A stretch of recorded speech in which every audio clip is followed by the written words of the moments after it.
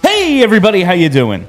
Well, that's good. You're listening to PHLY Flyers. That's right, PHLY. My name is Bill Matz. I'm your director of fun and games for the evening. With me, as always, Philadelphia's #1 hockey beat reporter and quickly climbing the ranks as one of the best baseball writers in town, Charlie O'Connor. Charlie, we didn't plan this. No, we dressed the same today. Not only do we have the exact same color jersey, we're both wearing Bryce Harper jerseys. They're both Harper jerseys. I would have, like, that's... It's probably the most popular one in the city. Even the blue one, too. Definitely. See, the thing that's been frustrating for me this year is that I was able last year to cycle through my two jerseys. One is this one. The other one is my pinstripe Rhys Hoskins jersey. Well... He hasn't played a game, so I still wear it, but not as often. I have one of the, like the reverse of these when they did the all burgundy with the red. Yeah. I have a Hoskins one of those, and I was like, maybe I'll do that for some luck. There's a rumor going around, maybe he throws out the first pitch tonight. That'd be cool. Like, oh, that'll be cool. And I was like, I got to go with Bryce. Like, I have to do well, it. he's playing, so I'm going to wear the jersey of someone who's playing. Actually in the game. Exactly. I like that you, as a respected member of the media, are not one of these anti-jersey guys. Of course not. I appreciate that. I won't wear a hockey jersey anymore, but any of the other leagues, no problem. As someone who doesn't care at all, I could see how that would be like a little much for you. Yeah. Like, I don't care if you were to wear a jersey. Oh, I know. But, like... I mean, I still own jerseys. I just don't wear them anymore. I can see why someone would interpret that as inappropriate. Anyway, so there's, playoff baseball happening in a few hours in this city, but we are here to talk about yours, mine, and our Philadelphia Flyers, and biggest news coming out of camp, Chuck. Big news. Tanner Laczynski and Cal Peterson both waived. That happened a little bit before we took the air today. It just seemed to hit Twitter. Yeah, that stuff gets, those reports, those names come out at 2 p.m. Basically. So that came out. I guess it's theoretically possible that sometimes teams will put a guy on waivers and then not actually send them down just to have the flexibility to do it in the future. With these two guys, though, I would be shocked if both of these guys weren't down in the minors tomorrow. They were both fairly long shots to make the team. I think Tanner Laczynski maybe came into camp with a little bit more hope just because he was on the team. He's been on the bubble before. Yeah, he was on the team pretty much all last year. He was a prospect they developed, but I didn't think he had a bad camp, but he clearly did not catch the attention of John Tortorella, who has been a skeptic of him pretty much for the entirety of his tenure as coach of the team. And that comes on, I think yesterday's cuts got announced like right when we were done. Yes. Ollie Lixell, Matt Brown, Brendan Furry, Cooper Marody, Adam Brooks, Rhett Gardner, Victor Mete, Mateo Mann. Nothing... Nothing crazy. No, there could be other big cuts coming today, but like the waivers gets announced, so you see that. Maybe there's more. But right now, where we are, Tuamala's still around. There's some guys still hanging on, some bubble guys who might factor into tomorrow's game. We will talk about the remaining roster battles as we move through today's show. But that's pretty much what we have to catch up on. We have to. I don't think the last few shows there's been enough Matvei Michkov content. Not quite enough. Especially considering any worry about what this guy and like 18 playing in a pro league, like, the ska stuff. We said it's probably just a little bit of sour grapes over him wanting to go to the NHL one day, even though he says he's going to honor his KHL contract, whatever. But he is dominating with Sochi. He's played 8 games. He's got 4 goals, 6 assists. Played against his. The club that actually has his rights, Sky, yesterday. That was great. Goal and 2 assists in what is being called a pretty big upset win for them. 5-4 win. I think the big thing with that, and he's been been incredible. Well, it's just one of those things where you love to see that a young player has a fuck you game in him. Yeah. And that was very clearly a fuck you game. Because he said, apparently his father passed away in Sochi. And he really didn't want to get sent back there because of just like the feeling of being which there. Is completely fair. Like, you're gone. And if not for the one game where he played like 5 minutes for Ska, like he'd be amongst the league leaders, like points a game. He'd be at like 125. Like just his Sochi numbers are absolutely sick. I was looking into some of his game logs. 4 multi-point games, including the 3 points yesterday. He's had 2+ shots in 7 of 8 games. Like, kid, he's bold. Like, he goes for it. He creates his own opportunities despite just being 18. He's freaking good, man. And I don't think anyone really had any worries. It's just like, when's he going to get here? But if you did have the slightest, he's been awesome in the KHL. Yeah. Well, if you were a hardcore Negadelphia type of fan, you could look at it as, oh man, like, did we draft this bust? He can't even make his KHL team. They won't even start him. And pretty much everyone that follows this closely was saying, no, trust me, he's real good. The Ska leadership, the coach, they're just kind of nuts, and they're clearly holding a grudge against this kid. It has nothing to do with his ability. It's just politics. But there was still maybe that lingering doubt for some people that, well, maybe he's not as good as we think he is. And then he gets loaned to, this isn't even a team in the second tier Russia League. This is a team in the KHL. This is a team playing against the team that, for whatever reason, decided he just didn't deserve to play for them. And Matvei Michkov was one of the biggest reasons why Sochi pulled the upset over that team that, for whatever reason, just didn't think Michkov was good enough to play for them. And it's a reminder that, yes, this guy is that good. Yes, this guy, when he comes over, is going to have an immediate impact. Now, obviously, we'll see what degree of impact he's going to have when hopefully he does make it over to the NHL, to the Flyers. But the fact that he's doing this at such a young age, it very much keeps the possibility open, if not makes it likely, that he has star-level potential in the NHL when he gets here. Things might start where I know we've like a running theme on this show has been the Flyers' luck just has to turn at some point. You would think, right? It's like, they draft this kid. Maybe he's the second or third best player in the draft. They get him at 7. It's like he immediately got buried by his KHL club. Of course that happens. Yeah. And it's just like one of those lights at the end of the tunnel. And man, I hope he's here before the 3 years, but it looks like he's going to be worth the wait when he gets over here. I mean, he could, with the way he's trending right now, he's what? Is he still 18 or has he officially turned 19? In any case, he's still a teenager, and he could ultimately end up being near the top, if not at the top. His birthday's in December. Okay, so he's still 18 now. He'll be 19. He'll be 19 December 9th. Yeah, okay. Doing some quick But math point here. being is that this is a guy who, he's a teenager, and he could ultimately be near the top, if not at the top of the KHL in scoring when all is said and done. That's bonkers. That is absolutely bonkers. Most teenagers aren't even playing for KHL teams, and this guy isn't just playing, he's excelling, he's thriving, he's racking up the points. And yeah, obviously fans are going to hope that he's going to get over here sooner, but if he just has to tear up the KHL for 2 or 3 years and just get that hype even higher and higher, like, I can live with it. Get the Flyers another couple blue chip prospects while they're waiting. We made this comparison before. Well, I did. Nothing's going to compare to the Lindros hype because he was the next one. They were literally saying he's Gretzky, but 6'4", like, and built like a house. Yeah. Like, this dude's going to be the next Mario, the next Gretzky. He's the next great player. That sort of hype I don't think can be matched. 3 years to wait for this guy, though. It's going to be a boiling point when we're going to have a parade, not like a championship parade, but the people like going to Voorhees. It's going to be like the opposite of a funeral procession. Well, I joked a couple days ago that if Michkov is as good as everyone is saying he's going to be, that they are going to have to take the air hockey thing that he played at in Voorhees before he got drafted and have to put it in the Hall of Fame, take it out of the training center, bring it to the Hockey Hall of Fame, or at least bring it to maybe there'll be a Flyers Hall of Fame they can drop it in. Just because, it was that air hockey game that convinced Matvei Michkov that yes, if the Flyers take me, I will come over there and I will be their next star. It's going to be like we're both wearing the Harper jerseys, and I just remember when he got here, these were really hard to find because there was a shortage on R's. Because there's 2 R's in the names. They were back ordered at the stadium because there were not enough R's to go around.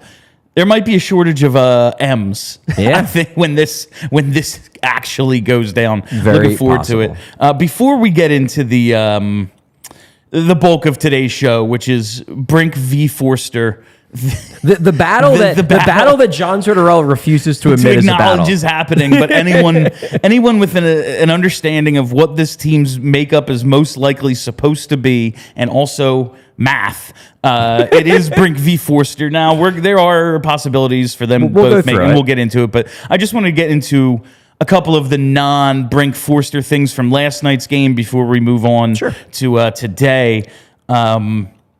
Cam Atkinson was everywhere, it looked like to me. He just noticeable, shift to shift, lots of energy, scoring chances, going to the... He looks like Cam Atkinson. He does. He had that really nice goal. It was like a falling down backhander. He does. He looks like his old self.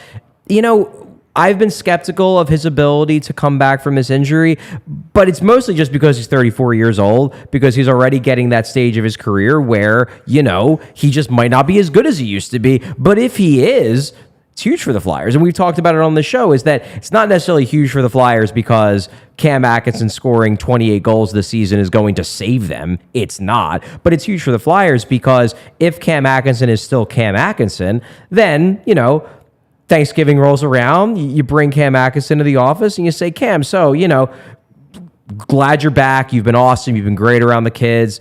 Do you want to chase down a cup? Because we can make that happen for you. We can make it happen for you. I would really like, I mean, just for him, I don't want anyone to be stuck here. It's not, if I'm at that stage in my career, especially now getting over what it appears Cam Atkinson is coming back from, you really want to win 22 games this year? Like that just I don't think they're going to be that bad. I do. Okay, 32. Cam Atkinson has to know that even in a best case scenario, this team ain't challenging for a cup. Yeah, it's the absolute best from everybody. They're losing in 5 or 6 to Carolina in the first round. Yeah. Like that's the ceiling of this team. Yeah, and if you could turn Cam Atkinson into, you know, either a decent prospect or a solid pick at the trade deadline, before the trade deadline, even next offseason when he's a rental, like that, all of this is good for what they're trying to execute, which is a rebuild where you're trying to accumulate assets and build for the future. Cam Atkinson, he's not going to be part of the next great Flyers team. He's just not going to be. But could he bring in a piece or two that could be part of the next great Flyers team? Maybe, but the only way he's going to do that is if he bounces back. He's not Gordie Howe. He can't play into his 40s. He's not going to be part of the next great Flyers team. But I really liked what I saw. I was happy for him. Like, I'm happy for him as a person, too. Definitely. Because, I mean, just like Couturier, he went through a lot of shit last year. Yeah. You know, he thought he was going to be able to come back, battled through it. Then he essentially was told by his doctor, like, no. Hey, if you try to play through this, you might lose feeling in your hand. And he's like, all right, maybe I should have this surgery then. And that's, yeah, I think of like, you know, Landeskog being like, yeah, I might never be the same again, but it's in pursuit of a cup. Yeah. Atkinson's doing it for a team that we're like, lose on purpose. What are you doing?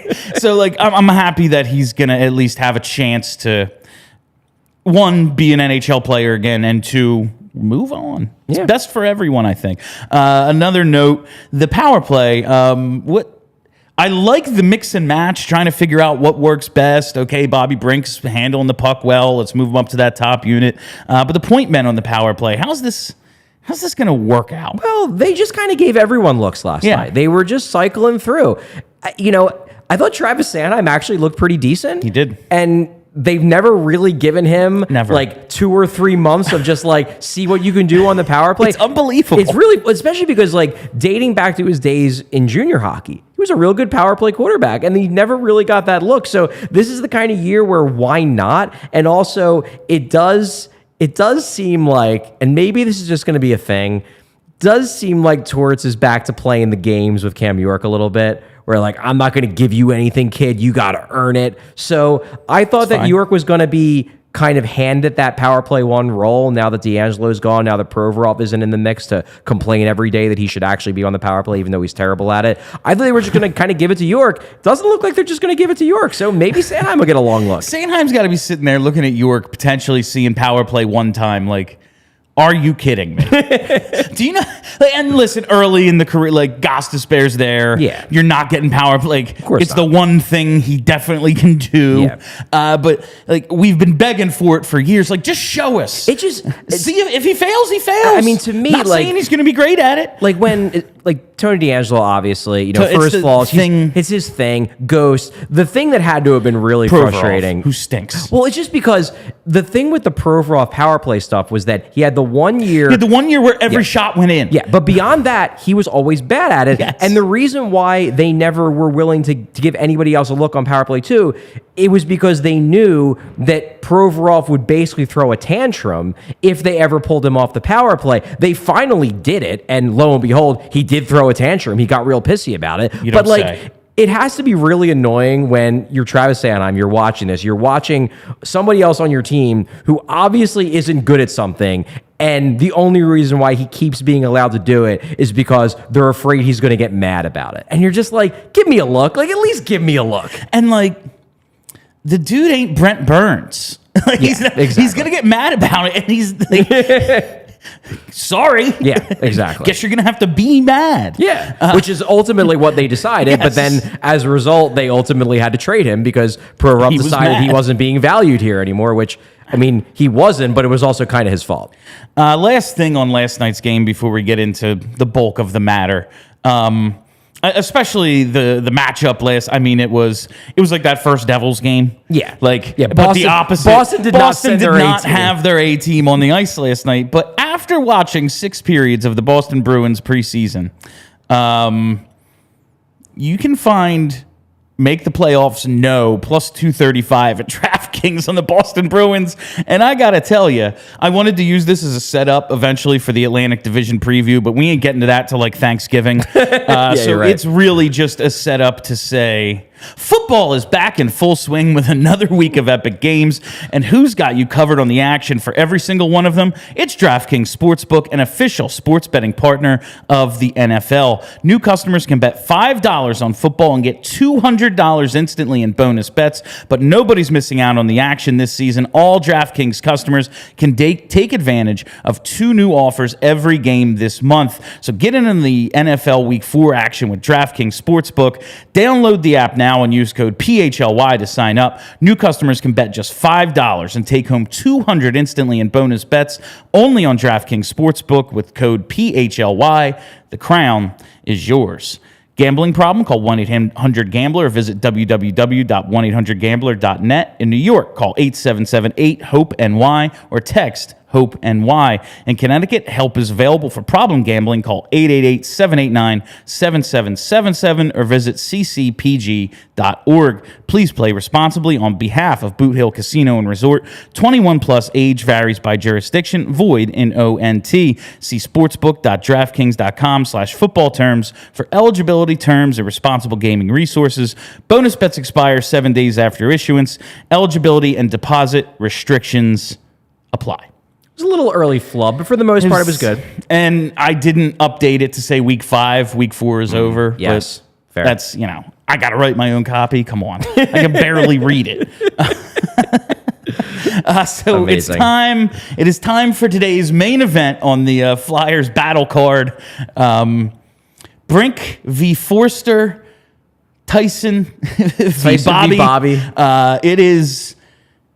It is exciting. Did Mike Tyson ever fight anyone named Bobby? He had to have, right? Like, if not in the ring, like at a bar or something. Yeah, probably. Like, chances are, there's a lot of Roberts running around. Oh my God. So Brink v. Foerster, it has been the most debated, like whether it's actually those two, because John Tortorella is like, it's not. But when you just look at the makeup of this team, it is. Like, you don't want either of them playing, even if the fourth line is not as set as we think it is. Like, let's say it's not. You don't want either of them playing 9 minutes a game, right? No. Like, that doesn't make sense. No, if they're making the team, you want both of them in the top nine, which would presumably, the only way I could see them making that work is if you go to Scott Laughton and you say, for the good of the team, could you spend a few games to start the year on the fourth line?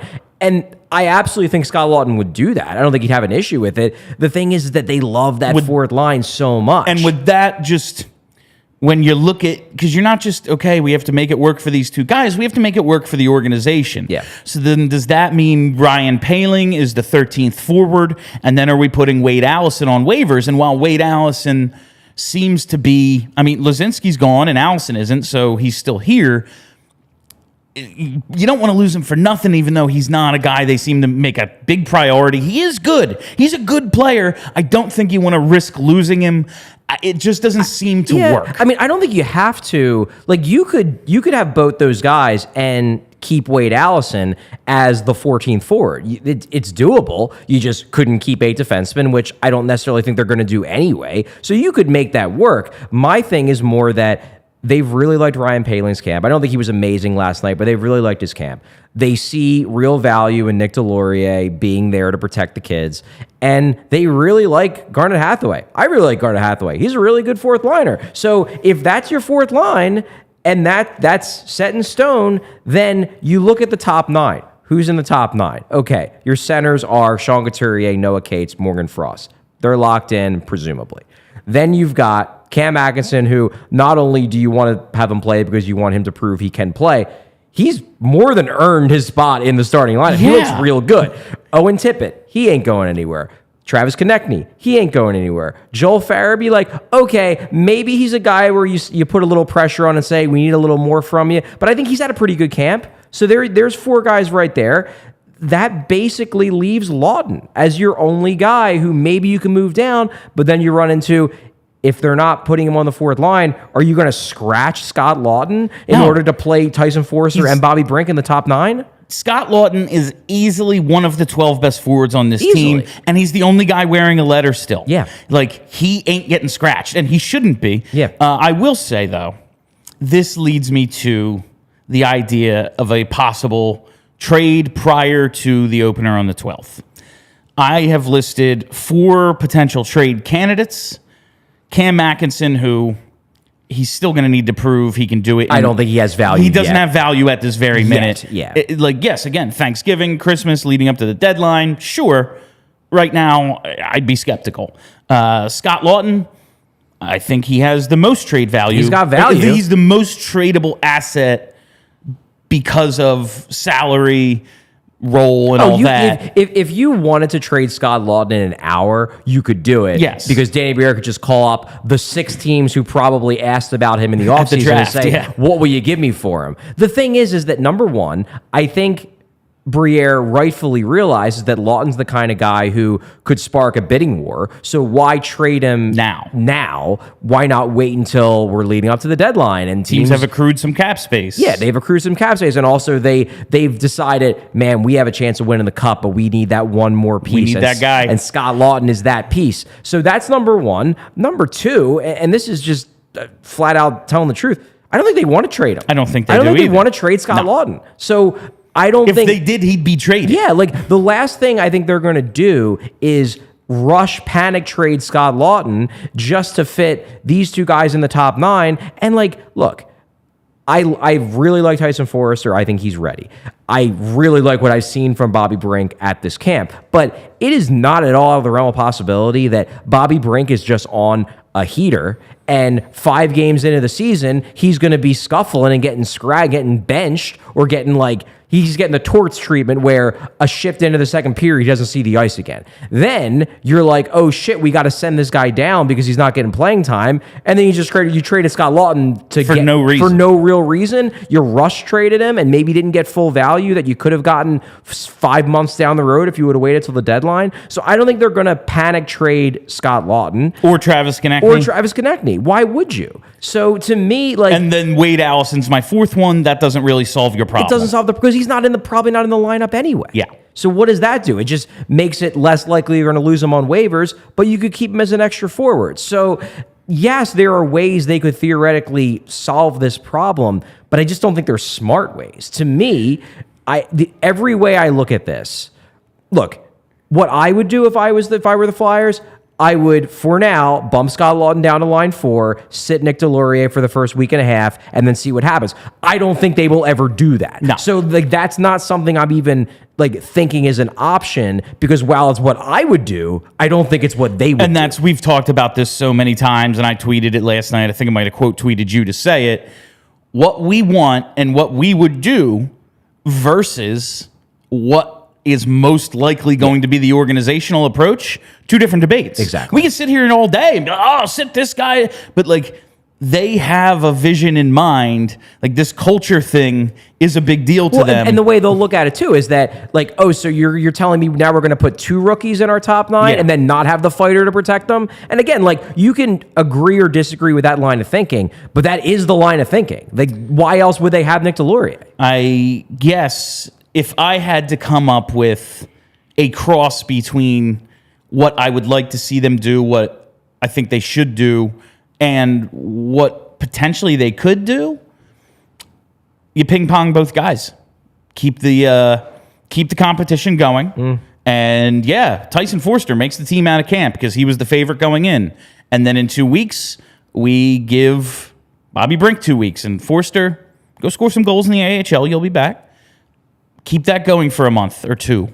And another option, and I don't think they're necessarily going to go this route because I think they feel it's important for these guys to be playing in as many games as possible. But what you could do is you could kind of do a variation of that where they both make the team because they both deserve it. And then Foerster plays game 1, Brink plays game 2. You keep the competition going a week into the season and see who plays better in those games. And the guy who plays better stays, and the guy who doesn't have an impact goes back down to wait for an injury. Now, we put together a little tail of the tape based on their preseason numbers. If we have that, do we have that ready, Andrew? Awesome.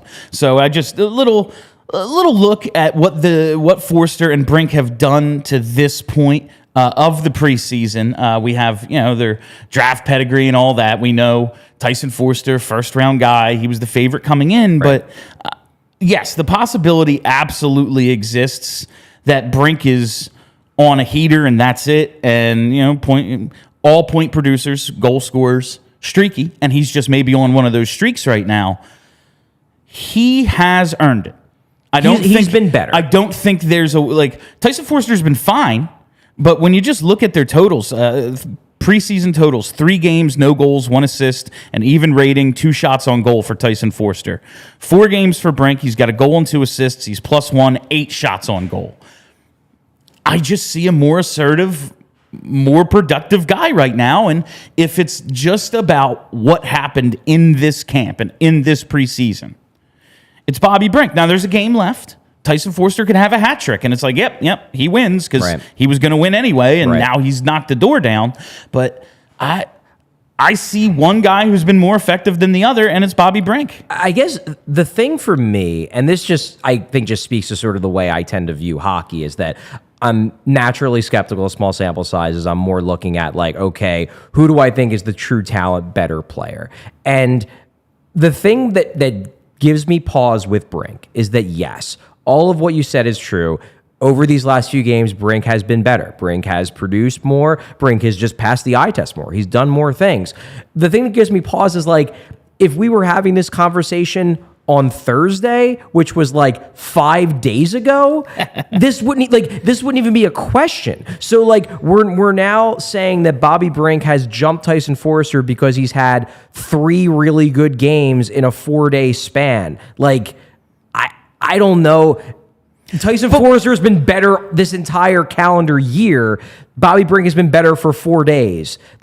Is that enough to jump him? Maybe. Maybe if you really are just judging this on camp and, hey, they played a lot of games in a short period of time and Brink was better, then sure. But I still look at these players and I still say I think Tyson Foerster is the better true talent player than Bobby Brink right now. And if that's what I'm judging it on, and to me, that's what I would judge it on, I think Foerster still deserves it because to me, everything Foerster did for the Phantoms last year, everything he did in the NHL last year, everything he did over the summer, Foerster was even better than Brink at rookie camp. To me, I wonder if people are being a little bit blinded by the shiny new toy here because Brink has been so good so recently. Whereas if I looked at the totality of both of their resumes, I still think Foerster deserves it more. No, like the first... 6 of our first 8 shows we did here at PHLY were about Tyson Foerster, you know? And now Bobby Brink has had, like you said, 3 good games in 4 days. But we talked about that yesterday, like giving him the 3 and 4 and then seeing how maybe his best one was last night, even though he didn't put up it's not like he had 3 points. He could have. He looked really, really good in that 3rd game in 4 days. And that to me was a test. Now, a little unfair. Foerster did not get the chance. He did not play in Saturday's game. They elected to play the 2 dudes who later got waived, and Foerster sits that one out. And maybe if we have the even competition and Foerster has 2 goals in that game, it's like, well, okay, he's been better. But Brink's just, it's always hard for me, if it's all about accountability and earning it, Bobby has. Yeah, it's a really tough decision, which is why the right decision... Good decision, it's tough. The right decision here, unfortunately, they backed themselves into a corner where I don't know if they're going to be able to make it, was exactly what Joel Farabee said after the game, was that they've both been great, they both deserve to be here. And, that would be the ideal. And you know what? Maybe they'll find a way. Who knows? Maybe somebody sprains their ankle in practice. And I'm not saying that it's a fake, but I'm just saying that you never know. It's hockey. And then suddenly the problem's solved for you because then you can keep both of them. So I almost wonder if that's kind of what they're waiting on. It's just hoping against hope this problem solves itself. Yeah, why make the decision before we absolutely have to? Yeah. Especially with this freaking team's luck. Yeah, right? There's a good chance one of them gets hurt and freaking Tuamalo makes the team. Yeah. I mean, would it shock anyone if just there's a medical emergency that happens to one of the players out of nowhere? Not that I'm rooting for it, but it's the freaking Flyers. Yeah. They have 3 a year. Yeah. Medical emergencies, 3 a year. Yeah. It just keeps happening to them. They were... The freaking Jonesy was joking about it during the broadcast the other night, about him and JJ, where this keeps happening. JJ said it in your interview with him, this keeps happening to us every year. We go into the season with 2 guys who already have season-ending injuries. It's ridiculous. It's absolutely ridiculous. So hopefully it doesn't happen, but there is always that opportunity, and there's always that opportunity as the year goes along. No, and that is the thing too, and I want to make this point because. Understandably, everybody's very focused on opening night, and it's a big deal. It's an honor for these guys. They want to be in the Game 1 roster. They want to be able to, celebrate with their parents and their family and their friends that I made the NHL. It's a big deal. That said, you're in the lineup Game 3. It's the same thing. Regardless of who wins this battle and who loses this battle, they're both going to get a lot of NHL games this year. If they don't, it's because they stunk in the NHL, not because the organization doesn't want to give them a lot of games in the NHL. There will be, at least that's my thinking now, instead of a Lazinski who just got waived, instead of a Lixell.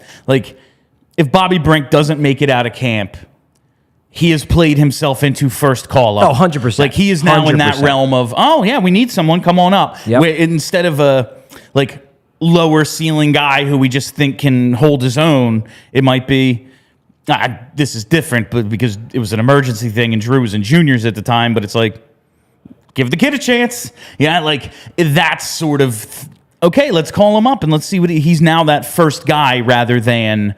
Oh, we're going to go with a 4th liner who's just going to plug in, and hopefully we can survive with him out there. I think that's an important point, and it's something that, I've tried not to lose track of, but because the battle is so much fun to write about and to talk about, I made it look like an event card in our tweet today. I exactly. Main event, triple threat. Tail the tape. Yeah. But the really important part of this, because I'm not concerned about Tyson Foerster. I still think very highly of him as a prospect. I still think that he's going to get the offensive side of his game going. Now, whether that happens in the NHL, whether that he has to score 10 points in 10 games in the AHL before he gets that call, I guess time will tell.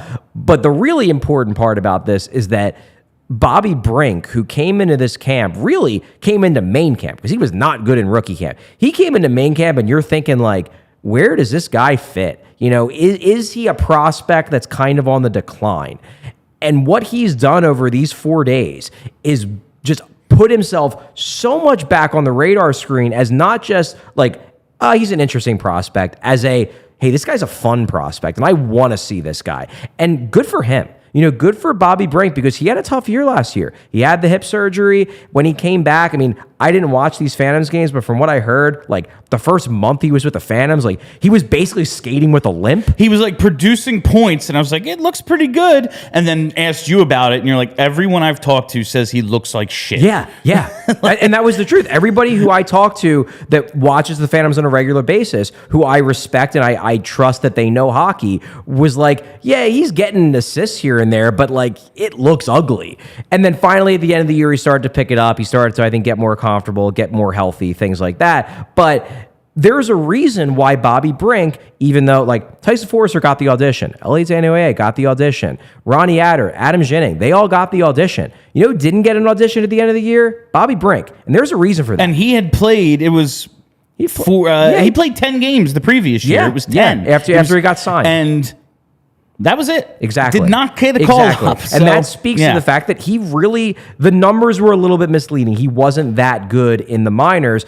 I think in large part that was because of the hip surgery, but facts are the facts. He wasn't that great in the minors, and what he's done in this camp is very much, I think he's convincing a lot of the doubters that he's a legitimate top 9 forward prospect. I was very high on him, just what I read about him, and I knew some people who were at Denver. Like, I was very, very excited about it. I watched a game of his at Denver We've had a lot of dudes who it's like, oh, they're ascending, and hit some sort of speed bump, whether it's like that sort of hip surgery. And when I hear hip, I think core muscle, I start, and then they plateau and they never reach what we think.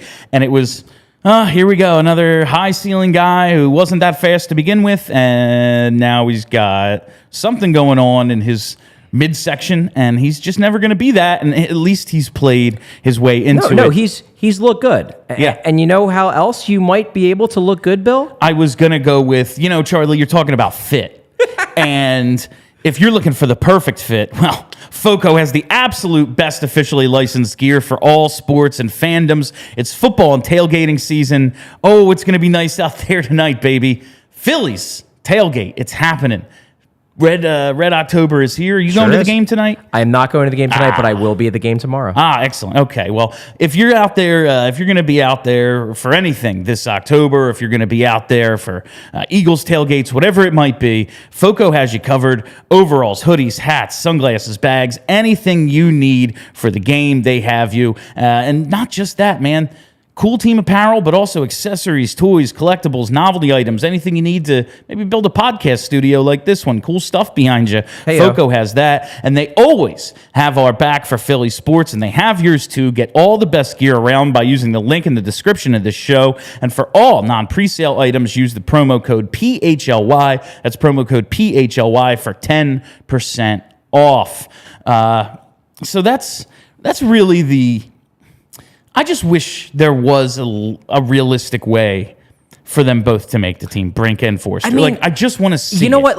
And we're going by what John Tortorella has said. John Tortorella keeps trying to claim that we'll find a way. So maybe John Tortorella can truly move mountains and find a way. Maybe we're going to be the first team to go with a 13 forward starting lineup in game 1. Why not? Yeah. Well, why not? Why not? Yeah, it's not like they have 6 NHL defensemen anyway. Well, you know what? Actually, I've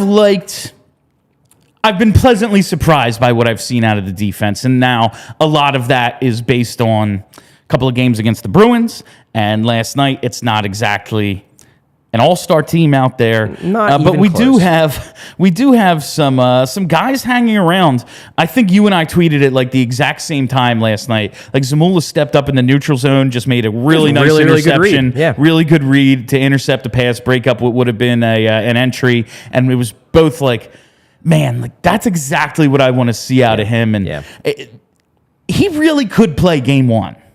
I would put him in the lineup for game 1. And, he had a really rough year developmentally last year to the point where I have a feeling some people in the organization may have soured on him a little bit. But I think he's done a good job so far in this camp of kind of rehabilitating his value. Now, whether that's enough, I guess we'll see. But it's worth noting that the Flyers did today put Tanner Laczynski and Cal Peterson on waivers, presumably in anticipation of sending both of them down. Here's the thing. Igor Zamula would also have to clear waivers to be sent down. Now, they don't have to finalize their lineup until early next week. But the fact that he hasn't been put on waivers yet, it does seem like it's a good sign. Yeah. It seems like it's a good sign for the possibility that he will make this team. And if he does make this team, why not play him? Well, that's like at this point with him, if he's not going to play, waive him. Like let someone else. Well, I mean, I know, because there's going to be an injury. I still wouldn't. If there's going to be an injury and he can end up playing 80 games, even though he's the quote-unquote seventh defenseman or what, I get it. It's just like, I'm ready to see him or never talk about him again. I'm not at the Steph Driver, I'm done with him point. It's not that. I just like, what are we doing here? If he's not in the lineup, what is the point? To me, like, the frustration that I would have if Zamula were to be waived is that I just feel like he's earned it. I think he's played. I think he's played well enough at this camp to not only make the team but start in game one. I think honestly, his partnership with Travis Sanheim that has potential. That looked good. I tweeted after that first shift of them together where it was Zamula set up Sanheim on like a nice cross-ice play for a scoring chance. I was like, I've seen enough. Zamula Sanheim, first D pair. I think there's upside there. And they had a good game last night. I don't know if you were able to watch the full game, the Boston game on Friday night. I know you were on vacation. I watched some of it. I've seen some of it since then. Yeah, I didn't watch it that night. They were really good on Friday. Okay. Like that pair was fantastic. I thought Zamula was really good just in terms of doing the little things to let Sanheim do the big things. And that's so key to me. Like Sanheim, again, not exactly a prospect. I mean, well beyond point. A prospect. But still a guy we're looking to unlock. Like, I think of Sanheim the way Tortorella yelled at Tippett last year. Like, I don't know what you are. Yeah. And like Tippett, much younger than Sanheim. Yeah. But like, after all of this time, drafted 9 years ago, I don't know what Sanheim is. And it's not as skeptical as I am I'm much of more him. of a Sanheim guy than you are. I'm not even blaming him entirely. It's not like, oh, I think he sucks. I'm just like, I don't know exactly what he is. I think there's something else there. I haven't seen it. It's hypothetical, but like I want to see him unlocked. And what I've seen with Zamula so far, it's like he is that steadying force that could maybe potentially unlock Sanheim. I think there's two types of Travis Sanheim haters. And one type of hater I have no time for, and the other type of hater I completely understand where they're coming from. The type of hater I have no time for is the people that just think, well, he doesn't hit, so he sucks. It's like, shut up. He's a really good defenseman in a lot of other ways. I'm sorry that he's 6'3" and doesn't throw his weight around, but that's just not his game. Deal with it.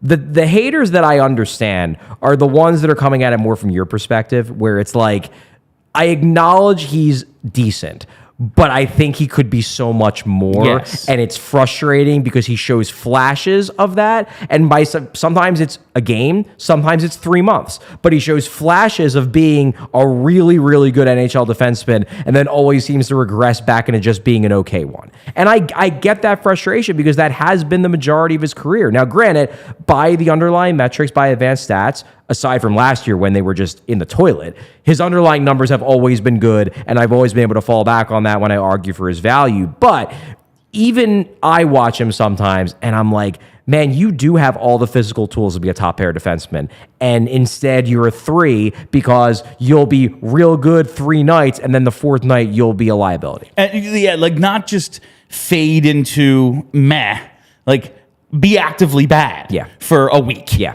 And then you just go, what? That's why I'm like, I still don't know who he is. Maybe if this is a way to actually find out who he is, then I'm all for it. But only one preseason game left. Yes, Zamula didn't get waived. Adder, Ginning, and Andre all still here. Yeah, and it looks like they're going to be here at least through the next day because while we were on the show, we did get an email from the Flyers public relations department saying that the only announcement they're making today is they've placed Lazinski and Peterson on waivers. Presumably, if they were going to make cuts, they would have included it in that email. One message. Yeah. So I guess they're all going to be around at least one more day, at least because today's an off day. They're not practicing, so we're not aware of anyone being on the ice because this is the union mandated. You need to give these guys a break day off for camp. They will be back on the ice tomorrow. Then there will be the final preseason game at home on Thursday. Now, I did ask John Tortorella at the end of his press conference last night, is Thursday's game going to kind of be a dress rehearsal of game one? And he basically said mostly. He said there might be a couple battles that we're still looking at. I wouldn't be shocked if we see both Foerster and Brink in that lineup. I would be shocked if we don't. To give them both one last shot to make their cases. But for the most part, I think that's going to be a starting lineup. I don't see Adder, Ginning, and Andre being in that starting lineup. I could be wrong. But to me, Can we just talk about that fucking blast last night? He's got a great shot. Oh, my God. And that's why I like him so much. I love him. He's a fun prospect. He's so fun to watch. But he's had an uneven camp. I thought... He's uneven. That's him. He's an uneven player. But you look back at his games.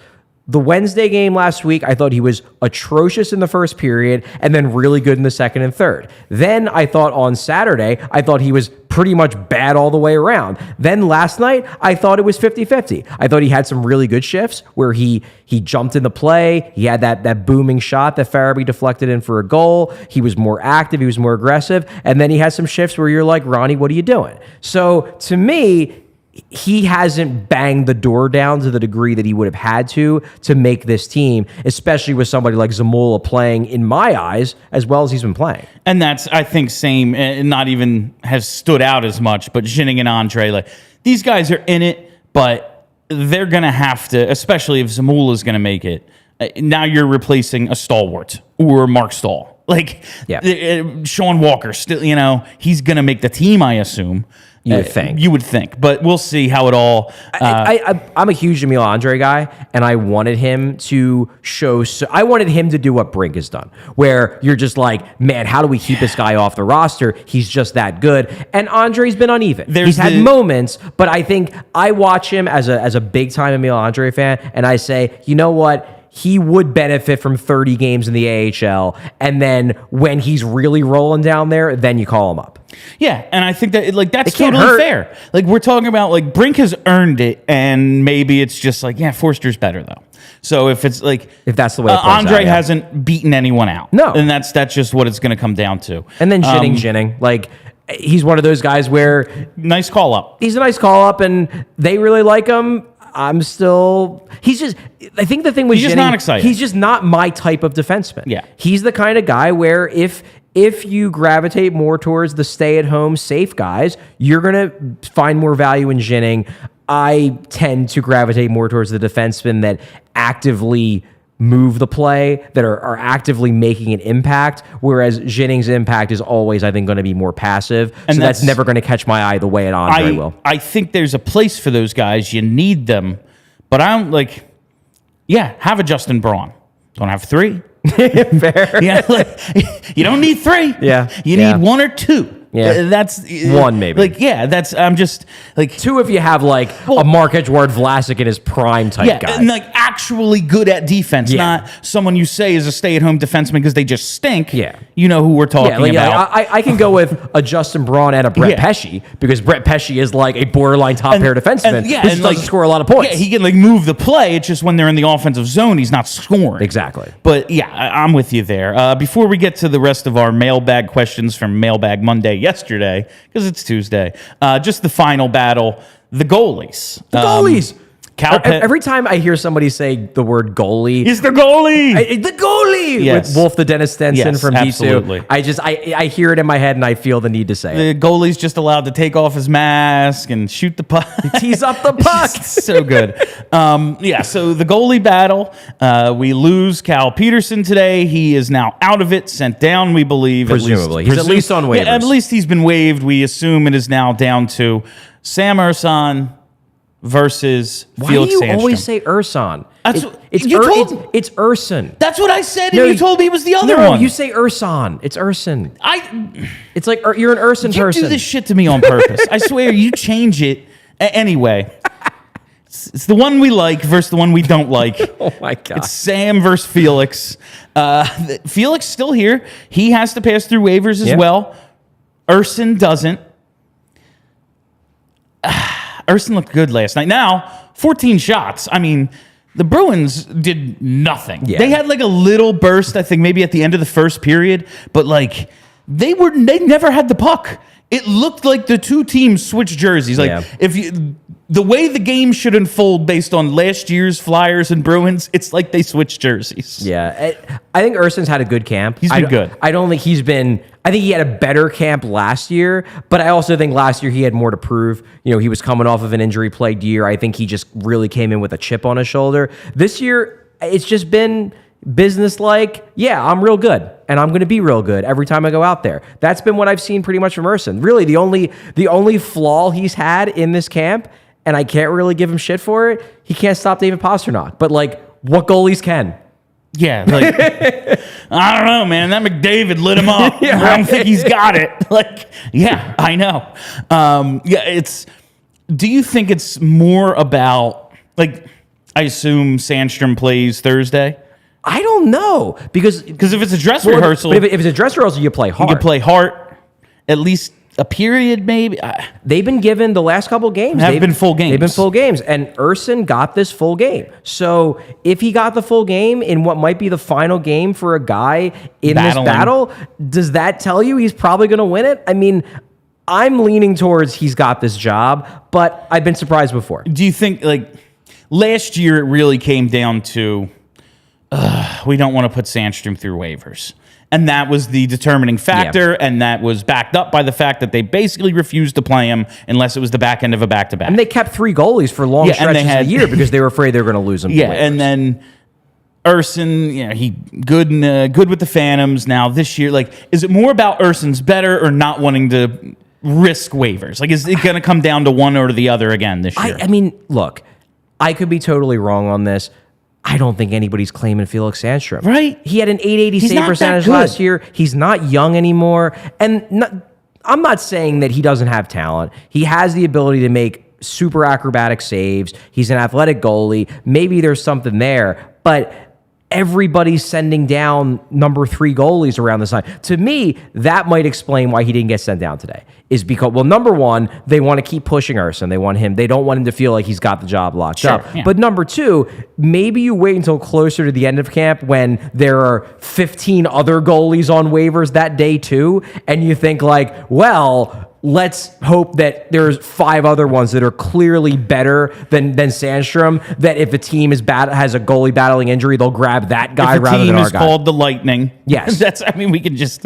Well, there might be other teams. There are other teams. It's just that's the one everyone's like, they don't have a goal. Yeah. It's, you know what? Maybe they don't. Felix Sandstrom ain't the fucking... Like, that's not solving their problems. Exactly. Like, you're not winning any more games with Sandstrom than you are with whoever you have. It is Tampa. they can turn... They turn shit into gold like every year. Yeah, I mean, they stole Danique Mortel from us, and I'm still bitter about it. Yeah, but he didn't do anything. No, he didn't. That didn't work out exactly, and that's basically what that would be if they were to claim Sandstrom. I don't think that's going to happen, but we'll see how that all works out. But you see, me and Charlie are ready because couple hours, like I said, baby, it's game time. It's going to be game time in Philadelphia, and it's game time for all you out there listening. Listen, buying tickets to your favorite event shouldn't be stressful. Game Time is the fast and easy way to buy tickets for all the sports, music, comedy, and theater near you. With killer deals on last-minute tickets and the best price guarantee, you can stop stressing over the tickets and start getting hyped for the fun you'll have. If you've never been to a Phillies playoff game, open up that Game Time app right now. That's all I can tell you. It's an incredible atmosphere. It's the greatest thing in the city sports. And I tweeted this last night. Hockey is my favorite sport. Number 1 team for me is the Flyers. The Eagles are this other thing. It's like a religion. They're our civic religion. That's what it's not a sport. It's this other thing. Yeah. Red October, there's nothing quite like it. So use that Game Time app because it's the place for last-minute ticket deals. Forget planning months in advance. Game Time has deals on tickets right up to the day of the event. Get exclusive flash deals on tickets for football, basketball, baseball, concerts, comedy, theater, and more. The Game Time guarantee means you'll always get the best prices. If you find tickets in the same section and row for less, Game Time will credit you 110% of the difference. So snag the tickets without the stress with Game Time. Download the Game Time app, create an account, and use code PHLY for $20 off your first purchase. Terms apply. Again, create an account and redeem code PHLY for $20 off. Download Game Time today. Last minute tickets, lowest price, guaranteed. All right. It's just another Mailbag Monday on this Tuesday. Except it's Tuesday. We have a few minutes left in the show, so we'll get to some of these, I hope, and see you tomorrow, fam. That's the beauty of a 5-day-a-week show. We should have the graphic just have like a scratch hastily scribbled out Monday. We need one for every day where it's crossed out. This is just how I do the show. So we're gonna lead it off with a question from someone we've been hearing a lot from on Twitter lately. Email Andre fan. I mean, is this just one person, or are there a lot of... It's just his account name. Oh, okay. I mean, there's probably one, but this is his account name. Obviously, this is far into when the team is good again, but do you see York, Andre, or a future D-man we've already drafted, possibly winning a Norris trophy? Do you think any of them have that sort of, not just top pair, but Makar, Fox upside? I feel bad saying this to someone whose handle is Emil Andre fan, but I would say no. To me, if they have a Norris Trophy candidate, they're drafting him this year at 5. Yeah, it's someone who they haven't drafted yet. Yeah. I really like York. I really like Andre. I like Bonk too. I don't think they have that clear-cut number one in their system yet, and I think that's one of the big things they need. It's one of the glaring. Yeah, like if you were strictly drafting for need, if you're in the lottery this year, wherever, like if this is a needs-based draft, which you should never ever do, never ever once draft for need. Agreed. Well, at least not in the first round. Yeah, yes, sir. You want to take a 4th rounder because we don't have any centers, and we want to go ahead. Who cares? It's the 4th round. It's a defenseman.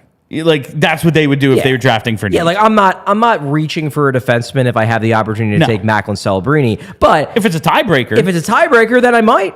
Yeah. All right. So I don't see anyone with Norris potential. I don't know if I see anyone. You don't see Travis Sanheim as a Norris Trophy winner? Yeah. From Aaron Mays.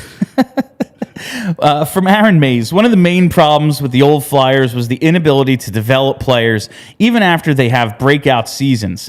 Do you expect last year's breakout guys, second half Frost, Noah Cates, maybe we can throw Tippett in there too, to be able to continue to be productive, continue to ascend? Like that is something that we've seen. Like we loved early Ivan Provorov, and then it's like, he never got better. He might have got worse. Yeah. Like maybe we were just overrating him because he looked competent. We were like, oh my God, we have a competent guy. That was probably part of it. And that's probably, well, it was like, well, if he's capable of doing this at 19, 20, okay, when he's 24, he's going to be one of these Norris guys. And it was like, no, what he was at 19 is what he is. Yeah. You know, it's interesting you bring that up because one thing I was doing before I got here, I'm working on a set of features.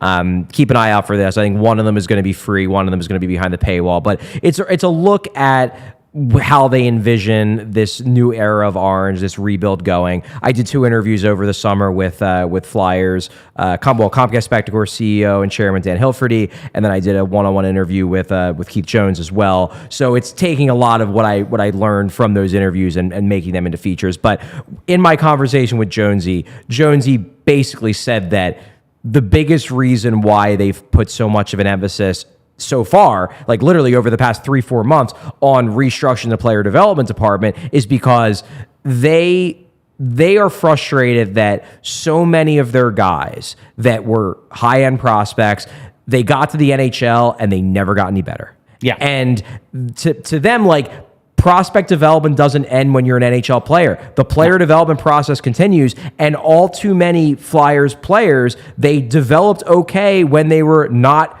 being developed directly by the Flyers, and then when they got to the NHL team, some of them got worse, but the vast majority just never got any better. Yeah, they just were what they were. They just were what they were, and that's what I think they want to change. So to answer your question, yeah, I mean, I feel pretty good about...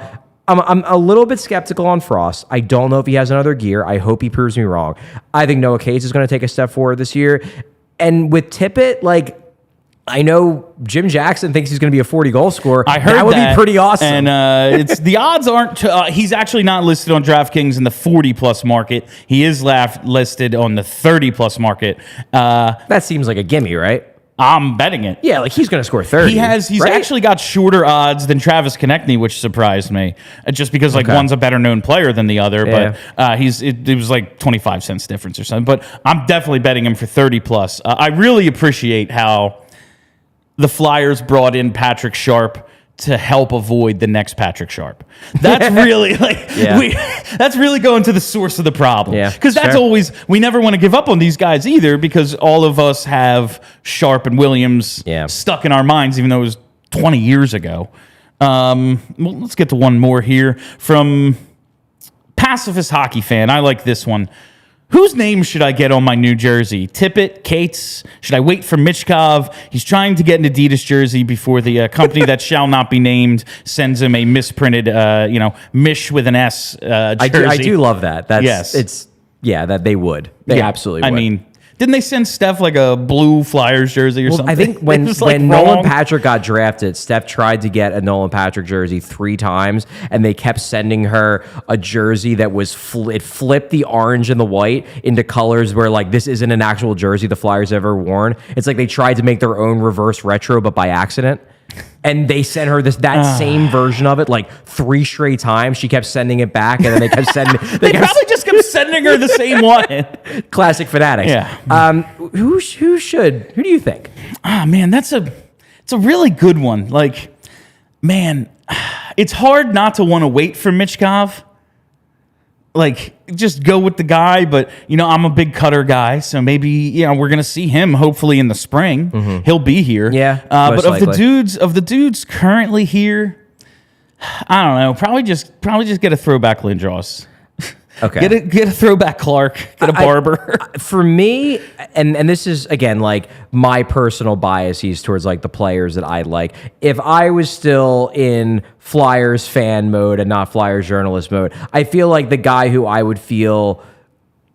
I like to get jerseys of players who like aren't quite the top tier. Like, I don't have a Giroux. Exactly. I mean, I had a Giroux. But like, I would get a Noah Cates jersey. Because to me, number one, he plays the game the way I want a guy to play the game. Number two, he's actually good. Number three, I don't think he's going anywhere anytime soon because they love this guy. Me and my buddy Frankie, when Mike Richards was still the assistant captain, Jason Smith here, ordered like authentic. We both bought them authentic Richards jersey, fight straps and everything. Ouch. And we put the C on them a year early, and we both kind of believe deep down we jinxed it. Like we're the ones that you actually did. Yeah, it's all your fault. Yeah, an entire era of Flyers hockey was ruined by you. We own these jerseys, and we're like that summer. Mike Richards gets asked. He's like, "I don't want it. Jason's the captain." I was like, "But I bought it. But I paid for it." All right, so that's today's episode. If we didn't get to your questions, there's always tomorrow. But thank you all for listening. Thank you for hanging out. If you haven't already, you got to hit that subscribe button, whether it's on YouTube, whether it's in a podcast app. Search PHLY Flyers, and you'll find us. And become a diehard member, too. It's worth it. Trust me. We got more content We got coming. a lot more content coming. We have a lot more perks coming once the season gets started. It's going to be worth it for you. Go to allphly.com. Charlie's articles, I mean, worth it right there. But that's not all behind the payroll. We got more stuff coming. Don't worry. Lots of stuff coming. Keep an eye out. I do think just maybe in the next couple months, let's say, we might be having some prospect content behind the diehard paywall. So just keep an eye out. Maybe from across the pond too. So keep an eye out for that. Again, my name is Bill Matz for Charlie O'Connor. Ring the bell. Go Phils.